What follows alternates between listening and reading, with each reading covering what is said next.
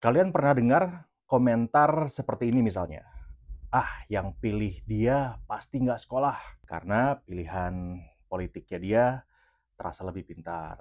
Sehingga mengeneralisasi bahwa yang memilih yang tidak pintar pasti juga tidak ikut sekolah. Atau kalau ada kata-kata seperti ini, "Dukung pemerintah, berarti kamu antek oligarki dong."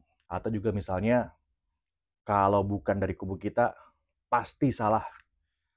Nah, kawan-kawan semua, itu bukan kritik. Itu juga bukan argumen. Itu namanya fallacy. Jadi, Pilpres sudah lewat, tapi cara orang debat di internet itu masih bikin saya greget. Masih kayak medan perang. Bukan diskusi, tapi yang ada adalah serangan personal. Yang dibantah bukan lagi ide, tapi identitas. Kritik itu penting. Kita setuju, saya setuju. Tapi kalau caranya ngawur dan penuh sesat pikir, yang rusak bukan cuma debatnya, tapi kualitas dari demokrasinya itu sendiri. Makanya di video ini kita bahas 10 logical fallacies yang paling sering dipakai buat menyerang orang, tapi bukan buat membangun. Karena kalau kamu sadar logika, kamu nggak akan mudah dimanipulasi oleh emosi. Kita bahas satu persatu ya. Logical fallacies yang pertama disebut dengan ad hominem, yaitu menyerang pribadi lawan, bukan argumennya. Misalnya nih, argumen seperti ini. Kamu kan bukan ekonom, jadi pendapat kamu tentang inflasi itu nggak valid. Kamu kan bukan ahli hukum, maka nggak usah kritik hukum deh, karena nggak kompeten. Atau, dia ngomong gitu karena cuma cari panggung aja. Itu adalah contoh dari ad hominem. Yang dibantah harusnya gagasannya, bukan siapa yang bicara.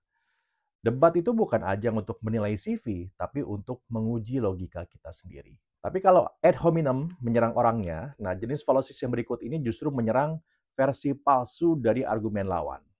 Disebut dengan strawman fallacy, yaitu mengubah argumen lawan jadi versi lemah lalu menyerangnya. Misalnya, kita perlu atur penggunaan mobil pribadi. Oh, jadi kalau mau semua orang mau diatur, artinya kamu mau semua orang jalan kaki ke kantor. Nah, itu gagal berpikir. Kita harus tegas soal disiplin di sekolah. Kita jawab, wah, kamu dukung ya kekerasan terhadap murid. Seperti kemarin misalnya, waktu Kang Deddy Mulyadi meminta yang nakal itu dikirim ke barak. Maka langsung keluar bantahannya. Wah, ini pasti dukung militer ini pasti. Itu adalah contoh dari fallacy jenis ini, strawman fallacy. Jadi, usahanya adalah untuk menjebak agar lawan itu terlihat konyol. Padahal sebenarnya tidak seperti itu. Nah, kalau tadi itu argumen yang dipelintir, yang satu ini malah mengandalkan nama besar untuk menjual kebenaran. Disebutnya adalah appeal to authority, yaitu menganggap argumen pasti benar hanya karena datang dari tokoh terkenal. Misalnya, kata si dokter ini bilang suplemennya bagus, berarti sudah pasti manjur. Atau kita menambahkan imbuhan, Profesor bla bla bla bla bilang bumi makin datar, berarti dia benar dong. Nah, itu contoh ya dari gagal berpikir jenis ini.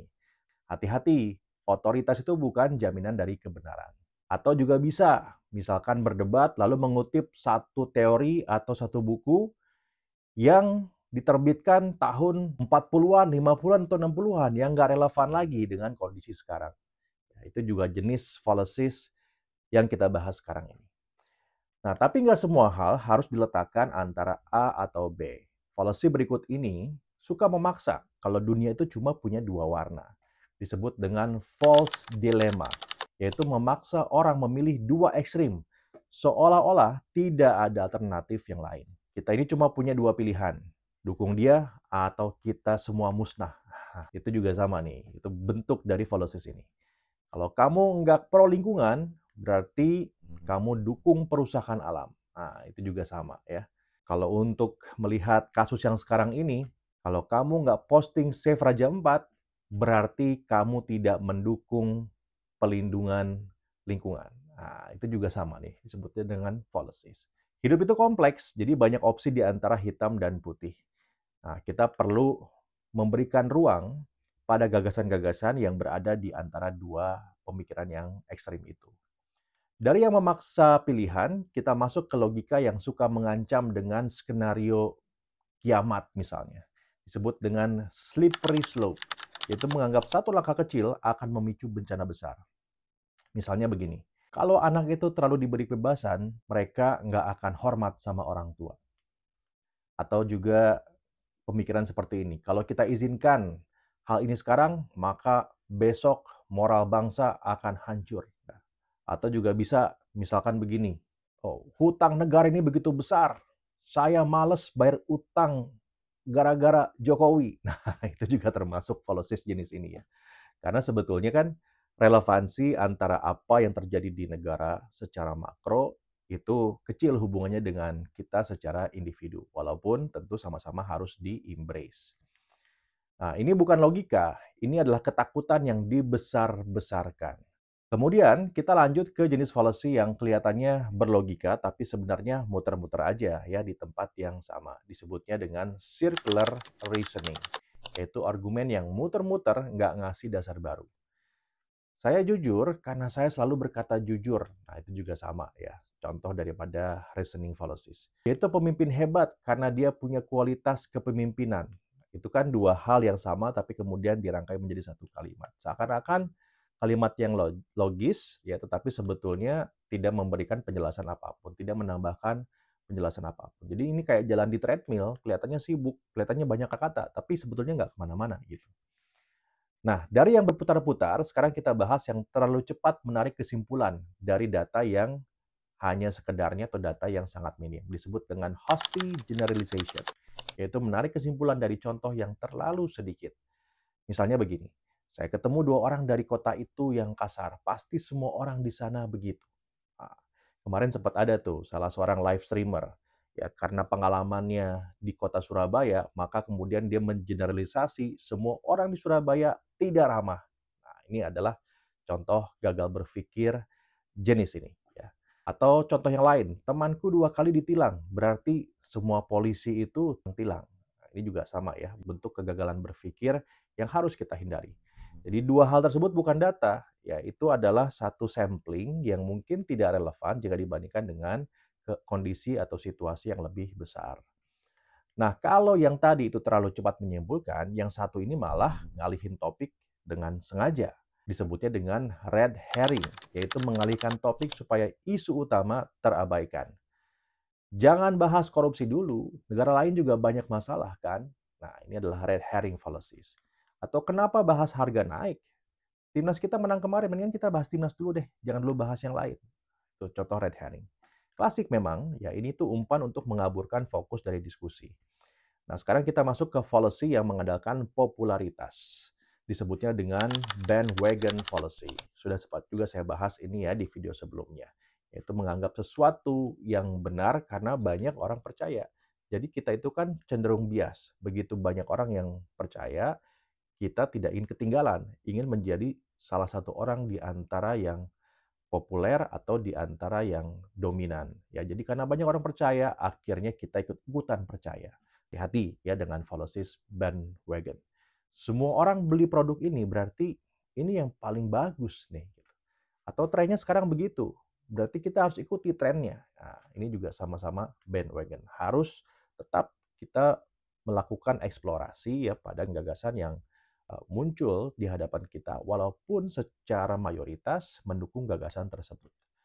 Tidak berarti bahwa tidak boleh kita mengikuti mayoritas. Boleh saja, sangat boleh, tetapi harus dengan dasar. Karena popularitas tidak sama dengan kebenaran. Nah, yang terakhir, yaitu fallacy yang mengira sesuatu itu benar karena terjadi lebih dulu. Disebut dengan post hoc ergo. Jadi, mengira bahwa sesuatu itu menyebabkan hal lain hanya karena terjadi lebih duluan. Misalnya begini, "Duh, tadi saya minum air lemon nih, terus flu-nya sembuh. Ah, berarti ini air lemon ini obat buat flu." Nah, itu contoh ya daripada fallacy jenis itu mengambil kesimpulan karena ada sesuatu yang terjadi lebih dulu dan kita mengkaitkannya. Dia tuh jadi juara kelas setelah pindah rumah. Berarti kalau pindah rumah bikin makin pinter, misalnya begitu. Atau juga yang kemarin sempat rame ya di negara kita. Ya, karena dirasa lagi gonjang-ganjing di dalam negara, di tempat sendiri, lalu muncullah gerakan kabur aja dulu. Karena berpikir kalau pergi ke luar negeri hidup lebih baik. Ini juga adalah gagal berpikir, karena belum tentu. Bisa jadi pindah ke luar negeri, kondisinya malah lebih buruk daripada di Indonesia. Jadi belum tentu ada hubungan sebab akibat. Ya, bisa jadi ini cuma kebetulan atau juga barangkali memang kita yang memaksakan ada hubungan di antara argumen-argumen tersebut. Nah, logika itu ya merupakan fondasi berpikir. Kalau retak, kalau rapuh, maka bangunan pikiran kita juga menjadi ambruk. Fallacy itu bukan cuma kesalahan kecil, tapi juga jalan pintas yang sering menyesatkan kita semua.